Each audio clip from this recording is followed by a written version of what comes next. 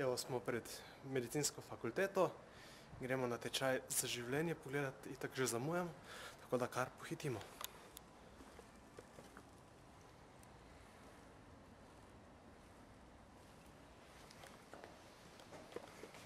No, z nami je Klemen, kaj ti počneš pri tem projektu? Ja, pri projektu za življenje sem jaz vodja inštruktorjev.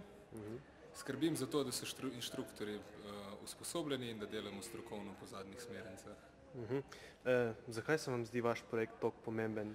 V bistvu se nam zdi ta projekt toliko pomemben, zato ker je v Sloveniji največji problem to, da se ljudje ful bojijo pomagati, ko se kakšna stvar zgodi. V bistvu v enem od 10 primerov se kdo pri nas spravi pomagati, zato smo se odločili, da bi radi to famo malo spremenili in da bi se ljudje bolj upali pristopiti k poškodovancu in pomagati.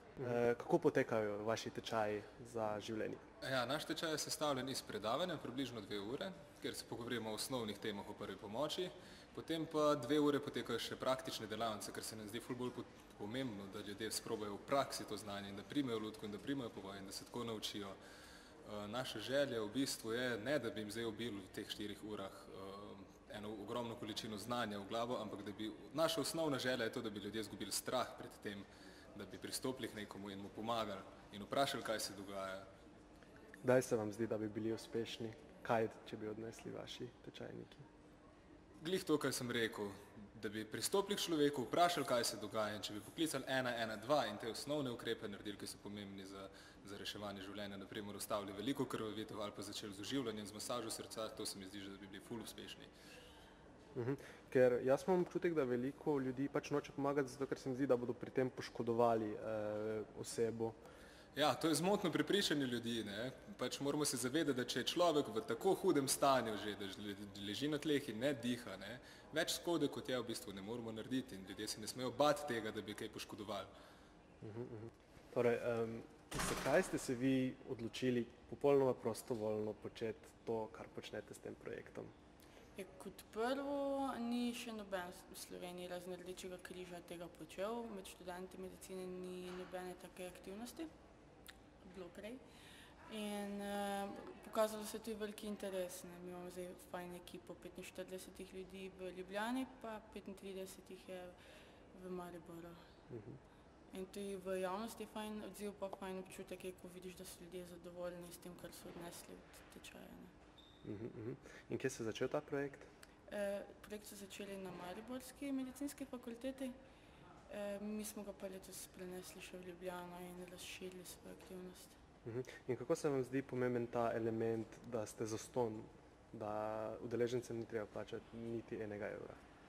Ja, mislim, da že privabi ljudi, ne, da edino, kar jim je treba narediti, je, da pridejo sem in da se aktivno udeležijo tečaja, da drugih obveznosti takrat nimajo, plačajo nič.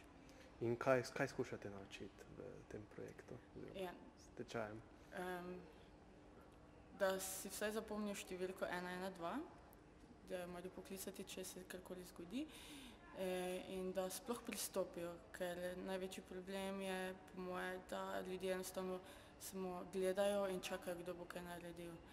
Če pristopijo in preverijo, ali je ta oseba pri zavesti, oziroma če diha, oziroma da ustavijo krvavitev, je to super.